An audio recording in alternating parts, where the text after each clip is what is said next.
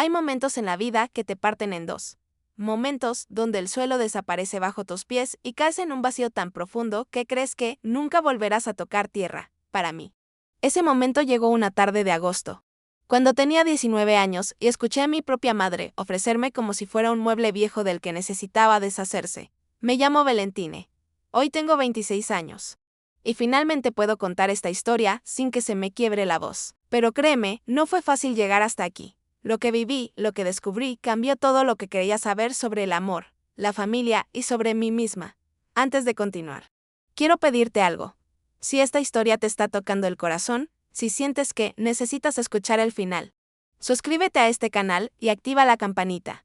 Aquí compartimos historias reales de personas que, como yo, tuvieron que reconstruirse desde las cenizas. Y te prometo que cada historia te dejará algo valioso. Ahora sí, déjame llevarte a ese agosto que lo cambió todo. Vivíamos en un departamento pequeño en las afueras de la ciudad. Solo nosotras dos. Mamá y yo. Mi padre nos había abandonado cuando yo tenía 5 años, y desde entonces, mamá siempre decía que éramos un equipo. Ella contra el mundo. Nosotras dos, inseparables.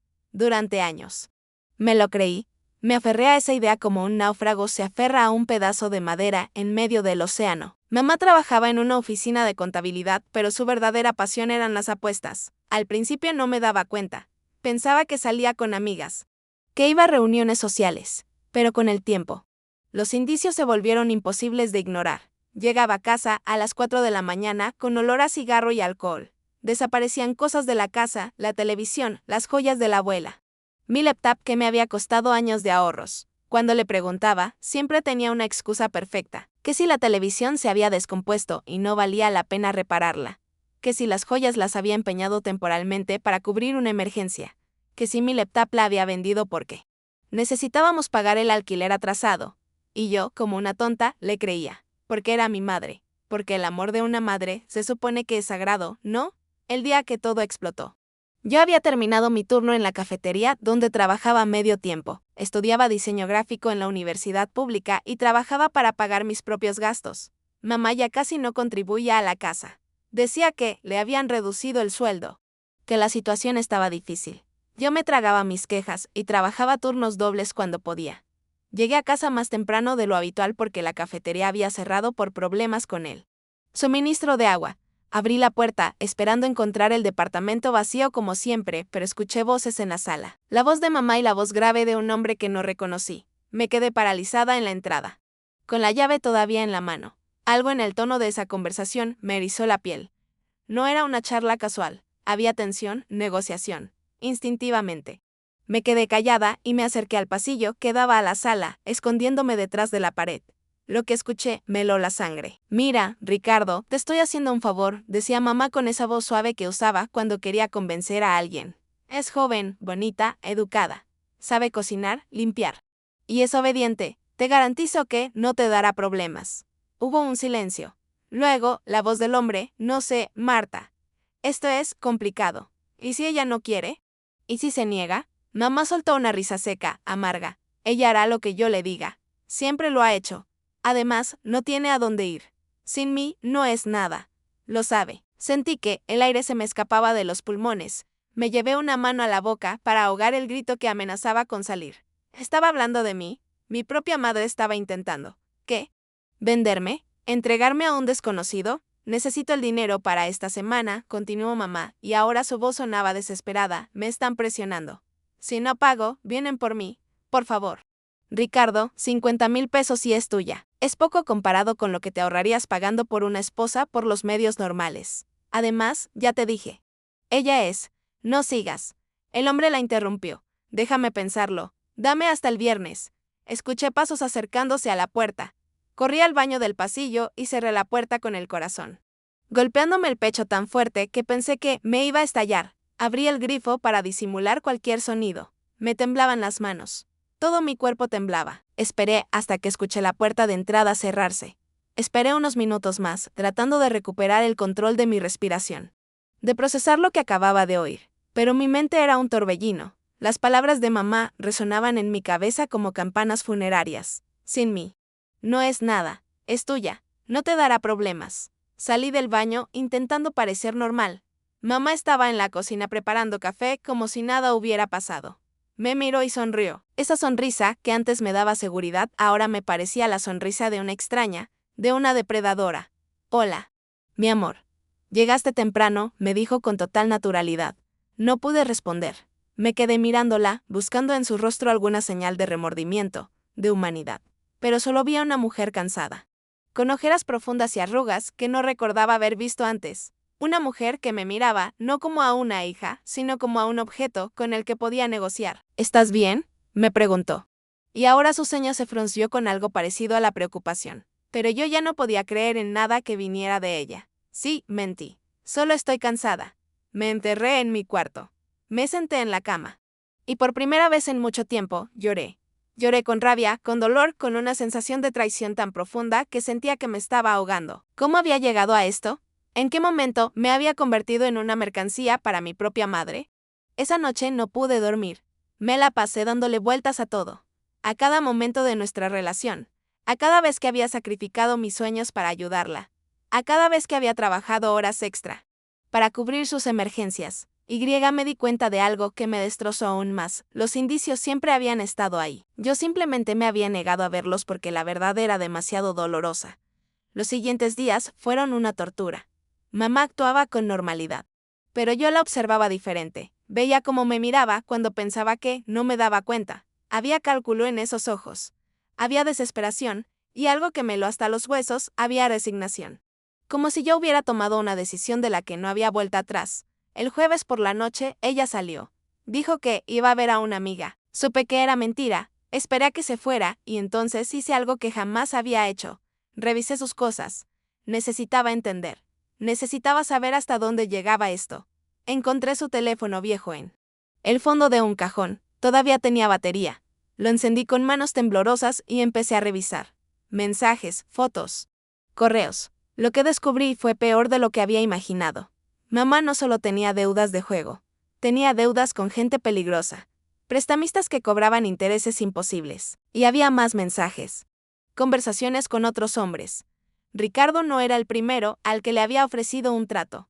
Había estado intentando venderme durante meses. Pero lo que realmente me partió fue un correo electrónico antiguo. Era de hacía 3 años. Un mensaje de una mujer llamada Teresa Domínguez. El asunto decía, sobre tu hija, abrí el mensaje, y el mundo se detuvo. Marta. Sé que no querías saber nada de mí después de lo que pasó. Pero necesitas saber la verdad sobre Valentine. Ella no es solo tu hija. Es la hija de Carlos, y él tiene derecho a saberlo. He guardado este secreto durante demasiado tiempo por respeto a tu decisión. Pero la niña ya es grande y merece conocer a su verdadero padre. Carlos nunca supo que quedaste embarazada. Se lo ocultaste y te fuiste. Él te ha estado buscando todos estos años. Por favor, responde. Leí el mensaje 3 veces. Luego 4. Luego perdí la cuenta. Mi padre. El hombre que mamá siempre dijo que nos había abandonado, que se había ido sin mirar atrás, que nunca quiso saber nada de mí. Todo era mentira. Seguí leyendo. Había más correos de Teresa. Insistiendo, rogando, ofreciendo ayuda. Mamá nunca respondió ni uno. Simplemente los ignoró. Como si no existieran. Como si mi derecho a conocer mi historia no importara. Encontré fotos. Fotos de un hombre de cabello oscuro con una sonrisa amable. Se parecía a mí. Tenía mis mismos ojos. Mi misma forma de sonreír, Carlos Medina.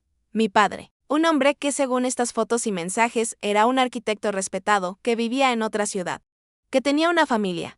Que aparentemente nunca supo de mi existencia. Me senté en el suelo de su habitación con el teléfono en las manos, rodeada de las mentiras de toda una vida.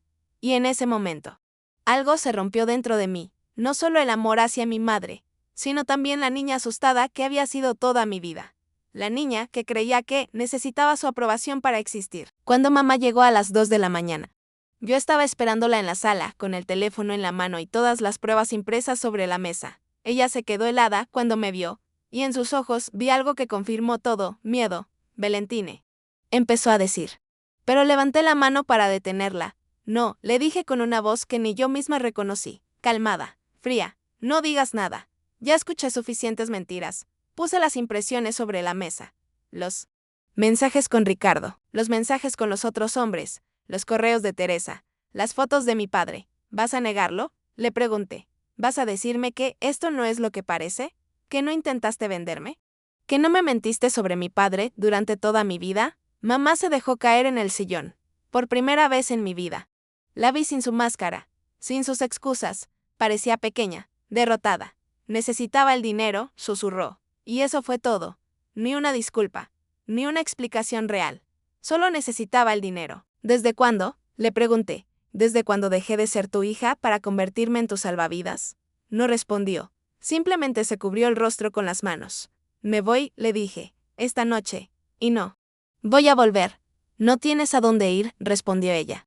Y en su voz había algo oscuro, una última amenaza. Tengo a mi padre, le dije. El padre que me ocultaste. El padre que tiene derecho a saber que existo. Vi cómo palidecía. No te atrevas. ¿Por qué no? Mi voz subió de volumen. ¿Porque eso arruinaría tu cuento de la madre abandonada? ¿Porque tendría que admitir que fuiste con su hija sin darle la oportunidad de decidir? Dime, ¿por qué lo hiciste? ¿Por qué me alejaste de él? Ella guardó silencio durante tanto tiempo que pensé que no iba a responder. Pero finalmente habló. Y su voz sonaba quebrada, porque tenía miedo, admitió. Carlos venía de una buena familia. Tenía un futuro brillante. Y yo era solo una chica de un barrio pobre que se enamoró del hombre equivocado. Cuando quedé embarazada, supe que su familia nunca me aceptaría, que intentarían quitarte, que dirían que no era suficiente para ti, así que huí, te alejé para protegerte. ¿Para protegerme? Me reí. Pero no había humor en mi risa. ¿Llamas protección a ocultarme la verdad? ¿De intentar venderme a un desconocido para pagar tus deudas de juego? ¿Eso es protección para ti? No tenía respuesta. O quizás sí la tenía, pero sabía que nada de lo que dijera podría justificar lo que había hecho. Empaqué mis cosas esa misma noche. No tenía mucho. Ropa, algunos libros. Mi laptop que había logrado recuperar de la casa de empeño meses antes sin que ella lo supiera. Todo cupó en una maleta y una mochila. Antes de irme, la miré una última vez. Seguía sentada en el sillón, inmóvil, con la mirada perdida. Esperaba sentir algo. Tristeza, compasión. Pero solo sentía un vacío profundo donde antes había estado mi amor por ella. Adiós, Marta, le dije. Usando su nombre por primera vez en mi vida, cerré la puerta detrás de mí y caminé hacia la calle con mi maleta. Eran las 3 de la mañana. No tenía a dónde ir, pero por primera vez en mucho tiempo. Sentía que podía respirar. Me quedé en un albergue para mujeres esa noche. Una trabajadora social me ayudó a conseguir un lugar temporal. Le conté parte de mi historia, omitiendo los detalles más dolorosos. Ella me escuchó sin juzgar y me dio el número de una organización que ayudaba a jóvenes en situaciones difíciles. Durante las siguientes 2 semanas, trabajé en la cafetería y ahorré cada peso que pude. Por las noches, investigaba sobre mi padre, Carlos Medina. Encontré su perfil profesional, su oficina de arquitectura. Artículos sobre proyectos que había diseñado. Parecía ser exactamente como Teresa lo había descrito.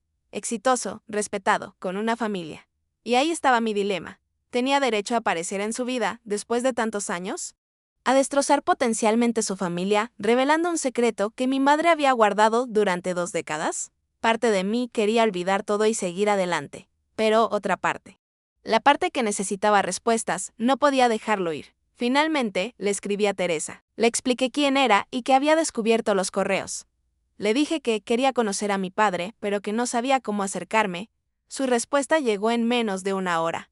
Valentine, he esperado este mensaje durante años. Tu padre nunca dejó de preguntarse qué pasó con tu madre. Cuando ella desapareció, él la buscó por todas partes. Nunca supo del embarazo. Por favor, déjame ayudarte. Él merece saber la verdad. Y tú mereces tener un padre. Organizamos un encuentro. Teresa era una prima de mi padre. Resultó ser una mujer cálida de unos 50 años que me abrazó como si me conociera de toda la vida. Me contó más sobre Carlos, sobre cómo había sido de joven, sobre su devastación cuando mamá desapareció sin explicaciones, sobre cómo había seguido adelante, se había casado. Tenía otros 2 hijos, pero que siempre había guardado un espacio en su corazón para el amor que perdió. Esto va a ser un shock para él, me advirtió Teresa, pero conozco a Carlos, y sé que va a querer conocerte, el día del encuentro. Mis nervios estaban destrozados. Teresa había organizado todo en su casa. Había preparado a mi padre, diciéndole solo que alguien importante del pasado quería verlo. Cuando llegué a su casa, el estómago me daba vueltas. Carlos llegó 30 minutos después. Lo vi estacionar desde la ventana. Era exactamente como en las fotos. Solo que más viejo, con canas en las sienes y arrugas alrededor de los ojos. Pero tenía esa misma sonrisa amable. Teresa lo hizo pasar a la sala donde yo esperaba. Cuando me vio, se quedó inmóvil. Nos miramos en silencio durante lo que pareció una eternidad. Y entonces vi cómo sus ojos se llenaban de lágrimas. Dios mío, susurró. Eres idéntica a ella. Soy Valentine, le dije con voz temblorosa. Soy tu hija. No sé cómo esperaba que reaccionara. Con rechazo. Quizás con incredulidad. Con enojo por todos los años perdidos. Pero no esperaba lo que hizo. Se acercó y me abrazó. Me abrazó como si temiera que me desvaneciera si me soltaba. Y lloró contra mi hombro mientras yo lloraba contra el suyo. Mi niña, repetía una y otra vez. Mi niña, te busqué. Busqué a tu madre por todas partes. Nunca supe. Nunca imaginé. Esa tarde le conté todo. Le hablé de mi infancia, de las mentiras de mamá, de sus adicciones. De la traición final. Le mostré los correos que ella nunca respondió. Le expliqué por qué estaba ahí. Carlos escuchó todo sin interrumpir. Cuando terminé, tenía el rostro cubierto de lágrimas. Perdóname, me dijo. Sé que no es mi culpa no haber estado ahí, pero igual. Perdóname, si hubiera sabido. Si tan solo hubiera sabido. No es tu culpa, le aseguré. Ella eligió ocultármelo. Ella eligió mentir. Los siguientes meses fueron un torbellino emocional. Carlos me presentó a su esposa, una mujer llamada Patricia, que me recibió con una calidez que nunca esperé. Me explicó a sus otros hijos, mis medio hermanos, Gabriel de 15 y Sofía de 12. Al principio fue incómodo, por supuesto, pero ellos fueron curiosos y amables. Y poco a poco, empecé a sentir algo que nunca había sentido antes, el calor de una familia real. Carlos insistió en ayudarme económicamente. Pero yo me resistí, no quería que pensara que estaba ahí por dinero. Pero él fue persistente. No se trata de caridad, Valentine, me dijo, se trata de recuperar el tiempo perdido, de darte lo que debía haberte dado desde el principio. Déjame ser tu padre, por favor. Acepté su ayuda para terminar mis estudios. Me mudé a un departamento pequeño, cerca de la universidad. Un lugar que él y Patricia me ayudaron a amueblar. Por primera vez en mi vida. Tenía un espacio que era completamente mío. Sin miedo. Sin mentiras. Sin tener que cuidar cada paso. Mi carrera de diseño gráfico despegó. Con el apoyo de mi padre. Pude dedicarme completamente a mis estudios. Descubrí que tenía talento para el diseño editorial. Comencé a hacer trabajos freelance, construyendo un portafolio sólido. Carlos me conectó con algunos de sus contactos en la industria. Arquitectos y desarrolladores que necesitaban diseñadores. El trabajo empezó a fluir. Pero la sanación emocional fue más lenta. Durante meses. Tuve pesadillas. Soñaba que estaba de vuelta en ese departamento, escuchando a mamá negociar mi vida. Despertaba sudando, con el corazón acelerado. Patricia me convenció de ver a una terapeuta. Al principio me resistí. Pero finalmente cedí. La terapia me salvó. Me ayudó a entender que no era mi culpa. Que no tenía que cargar con la vergüenza de las acciones de mi madre. Que merecía amor, respeto, dignidad. Cosas que parecían obvias pero que había olvidado en algún momento de mi vida. Mamá intentó contactarme varias veces durante ese primer año. Mensajes de texto. Llamadas que no respondí. Incluso apareció una vez en la cafetería donde trabajaba. Pero yo ya no era la misma niña asustada. Le pedí amablemente pero firmemente que se fuera y que no volviera a buscarme, Valentine. Por favor, me suplicó ese día. Eres todo lo que tengo. Eso es mentira, le respondí con calma, nunca fui lo que tenías. Fui lo que podías usar. Hay una diferencia. No hubo más contacto después de eso. Me gradué con honores 2 años después. En la ceremonia, Carlos, Patricia, Gabriel y Sofía estaban en primera fila aplaudiendo. Teresa también estaba ahí, llorando de orgullo. Cuando bajé del escenario con mi diploma, mi padre me abrazó y me susurró al oído. Tu madre habría estado orgullosa si hubiera sabido ser madre. Esa frase me hizo llorar. Porque era verdad. Y porque también era una despedida a la mujer. Que pudo haber sido y nunca fue. Hoy, 3 años después de aquella noche terrible, tengo mi propio estudio de diseño. Es pequeño, pero es mío. Diseño material editorial para editoriales independientes y portadas de libros. El trabajo que amo, el trabajo que siempre soñé hacer. Carlos me ayudó con el capital inicial. Pero el resto lo he construido yo.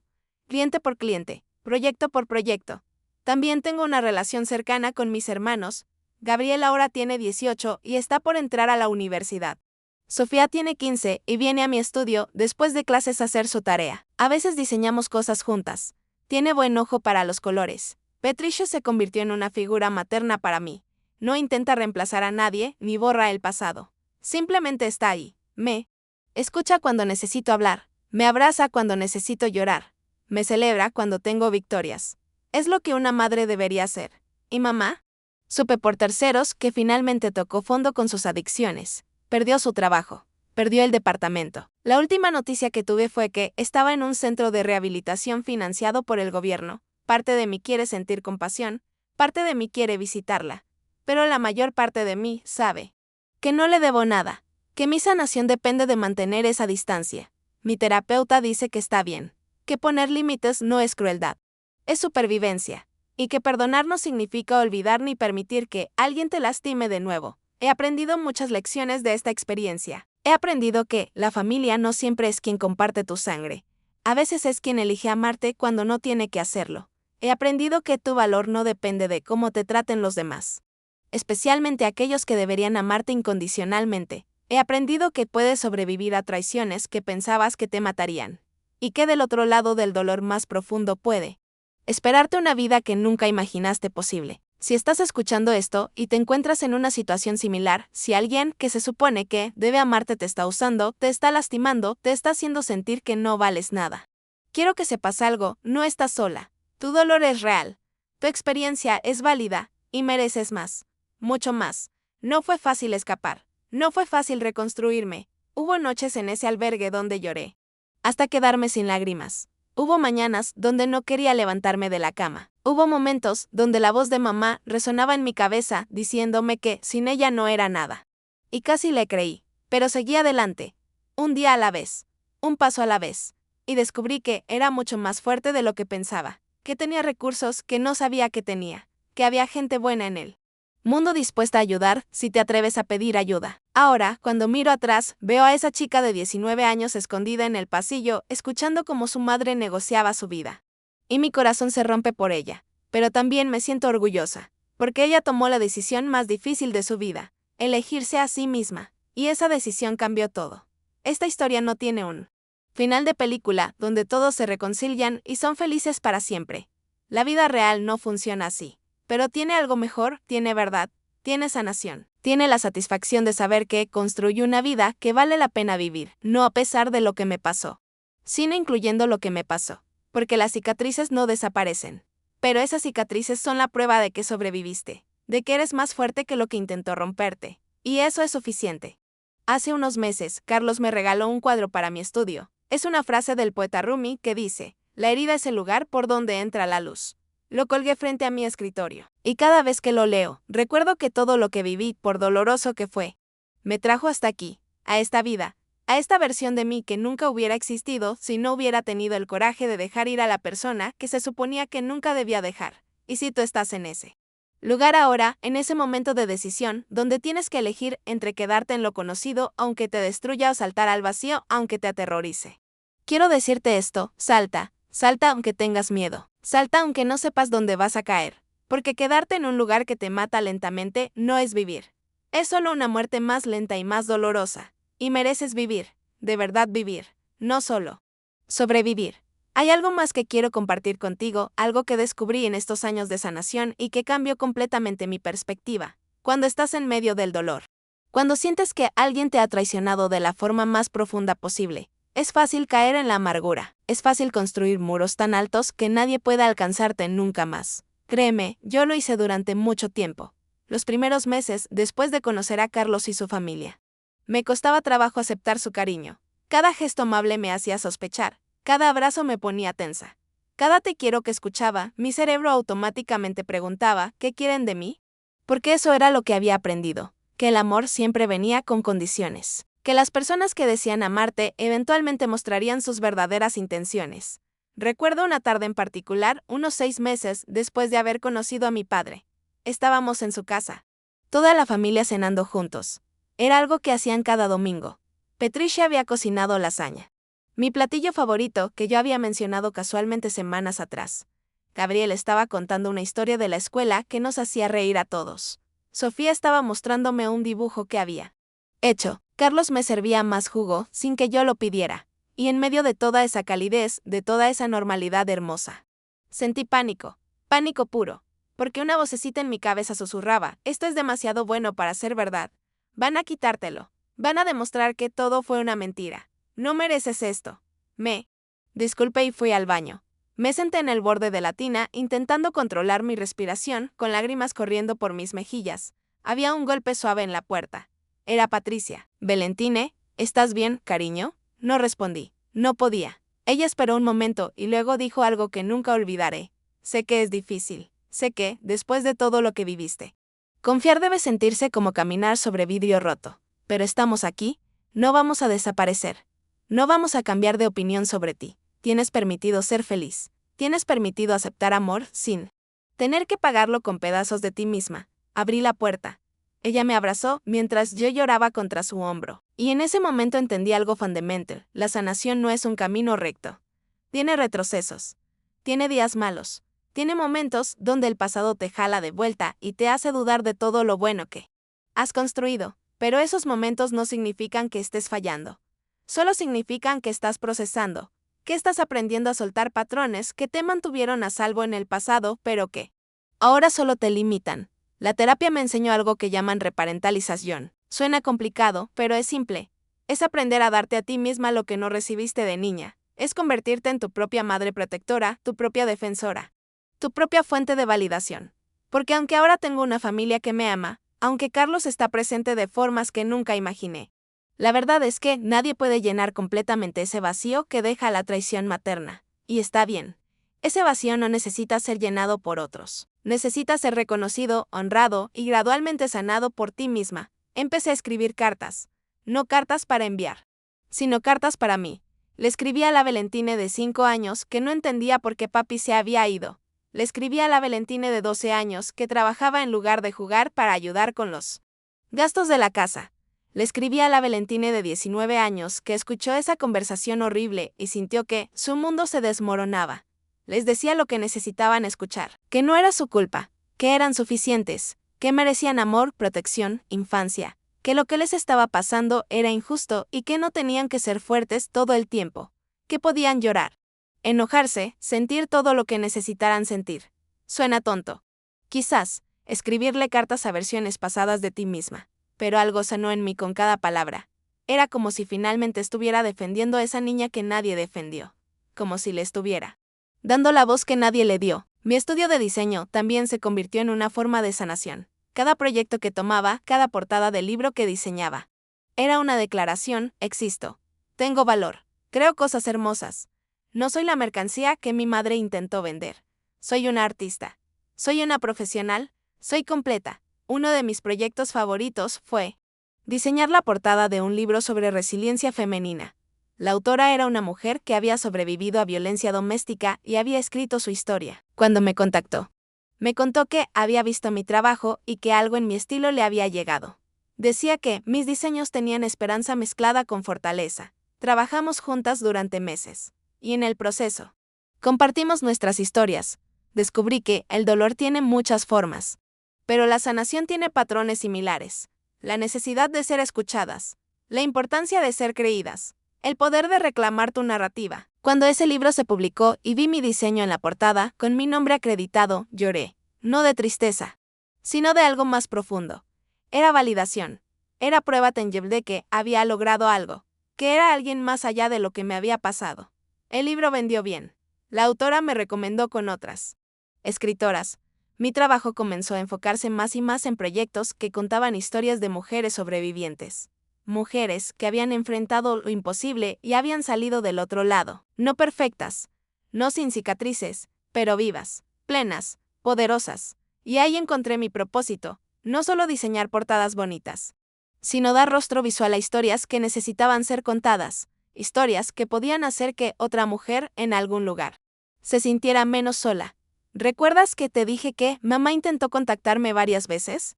Lo que no te conté fue el último mensaje que recibí de ella. Fue hace aproximadamente un año. Un mensaje de texto largo que llegó a las 3 de la mañana. Decía: Valentine, sé que no merezco tu perdón. Sé que fui la peor madre que pudiste tener. Las adicciones me consumieron y perdí de vista lo más importante, tú. No intento justificar lo que hice. Fue imperdonable. Pero estoy en recuperación ahora. Llevo 8 meses sobria. He estado trabajando en mí misma, tratando de entender por qué tomé las decisiones que tomé. Y quiero que sepas que lo siento, con cada fibra de mi ser, lo siento. No espero que me perdones. No espero que vuelvas a mi vida. Solo necesitaba que supieras que finalmente entendí el daño que causé, y que si pudiera retroceder el tiempo, daría cualquier cosa por ser la madre que merecías. Leí ese mensaje 100 veces. Lo analicé con mi terapeuta durante varias sesiones. Parte de mí quería responder. Parte de mí quería creer que había cambiado. Pero la parte más sabia de mí, la parte que había trabajado tan duro en sanar, sabía que no le debía nada. Ni siquiera una respuesta. No se trataba de ser cruel. Se trataba de proteger mi paz, porque había trabajado demasiado duro para construir esta vida, esta versión de mí. Y no estaba dispuesta a arriesgarla. Quizás ella había cambiado realmente. Quizás estaba genuinamente arrepentida. Pero eso no significaba que yo tuviera que abrir esa puerta de nuevo. Mi terapeuta me explicó algo que me dio mucha claridad. El perdón, me dijo, no es para la otra persona. Es para ti. Es soltar el peso del resentimiento para que puedas caminar más ligera. Pero perdonar no significa reconciliar. Puedes perdonar a alguien y aún así decidir que no quieres esa persona en tu vida. Y ambas cosas pueden ser verdad al mismo tiempo. Así que trabajé en perdonar a mamá, no por ella, sino por mí, por liberarme de la rabia que me carcomía por dentro, por dejar de darle poder sobre mi presente. Pero perdonar no significó olvidar, y definitivamente no significó darle otra oportunidad de lastimarme. Nunca respondí ese mensaje, y ella no volvió a escribir. Hay algo que la gente no entiende sobre el abuso emocional y la traición familiar. Creen que porque no hay golpes visibles, porque no hay moretones que mostrar, el daño es menor. Pero las heridas emocionales son igual de reales. A veces, incluso más profundas, porque un moretón sana en semanas. Pero la sensación de no ser suficiente, de no ser amada por quien se supone que debe amarte incondicionalmente, eso puede durar años si no lo trabajas. Yo tuve suerte. Encontré a mi padre, encontré a una familia que me acogió, encontré terapia, encontré mi propósito.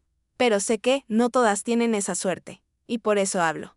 Por eso comparto mi historia, porque si una sola persona que está escuchando esto se siente menos sola, si una sola persona encuentra el coraje para salir de una situación tóxica, entonces valió la pena exponerme de esta manera. Hace 2 meses. Recibí un mensaje de una chica por Instagram. Había escuchado una entrevista que di para un podcast sobre diseño y emprendimiento femenino. En esa entrevista mencioné brevemente mi historia, sin entrar en muchos detalles. Ella me escribió para contarme que estaba viviendo algo similar con su madre, que se sentía atrapada, que no sabía qué hacer. Le respondí. Hablamos por horas. Le compartí recursos. Le di los números de organizaciones que podrían ayudarla. Le dije lo mismo que te estoy diciendo a ti, mereces más. Tu vida te pertenece, y está bien poner tu bienestar primero, incluso si eso significa alejarte de familia. 2 semanas después, me escribió de nuevo. Había salido de su casa. Estaba asustada pero segura de que había tomado la decisión correcta. Me agradeció por darle el coraje de actuar. Y ese mensaje me hizo llorar, porque me di cuenta de que mi dolor, por terrible que fue, se había transformado en algo con propósito. Se había convertido en una luz para alguien más que caminaba en la oscuridad. Eso es lo que quiero que entiendas. Tu dolor no es en vano. Lo que estás viviendo, lo que has vivido, puede ser la base para algo más grande. Puede convertirse en fortaleza, en sabiduría, en compasión por otros que están sufriendo. Puede ser el combustible que te impulse a crear la vida que mereces. No estoy diciendo que el dolor es bueno. No estoy romantizándolo. Ojalá nada de esto me hubiera pasado. Ojalá hubiera tenido una madre que me amara sanamente. Ojalá no hubiera tenido que reconstruirme desde cero. Pero dado que sí pasó, dado que no puedo cambiar el pasado, elegí darle significado. Elegí que no fuera solo una tragedia, sino también una transformación. Y tú puedes hacer lo mismo. Puedes tomar lo que te han hecho y decidir que no te define, que no te destruye, que se convierte en la base sobre la cual construyes algo inquebrantable. Hoy, mientras grabo esto, estoy sentada en mi estudio. Desde mi ventana veo la ciudad extendiéndose frente a mí. Es temprano en la mañana. El sol apenas está saliendo. Y siento algo que durante mucho tiempo pensé que nunca volvería a sentir: paz. No una paz perfecta, no una vida sin problemas. Todavía tengo días difíciles. Todavía tengo momentos donde el pasado me visita sin invitación. Todavía estoy trabajando en confiar completamente, en bajar todas las defensas que construí para sobrevivir. Pero es una paz real. Es la paz que viene de saber quién eres, de saber tu valor, de estar rodeada de personas que te aman sin condiciones, de hacer trabajo que importa, de haber recorrido el camino más oscuro y haber salido del otro lado. Carlos me dijo algo hermoso hace unos días. Estábamos cenando, solo nosotros dos. Últimamente hacemos eso una vez al mes. Una cena padre-hija, donde ponemos al día y simplemente disfrutamos de nuestra compañía. Me miró con esos ojos que son tan parecidos a los míos y me dijo: «Sabes, Valentine, perdí 19 años de tu vida. Y eso me duele todos los días. Pero cuando te veo ahora, veo a una mujer extraordinaria, fuerte, talentosa, compasiva, y me doy cuenta de que, aunque no estuve ahí para las partes difíciles, esas partes te forjaron. Y no sé si estaría tan orgulloso si las cosas hubieran sido diferentes. Porque tú elegiste quién ser. Nadie te lo dio.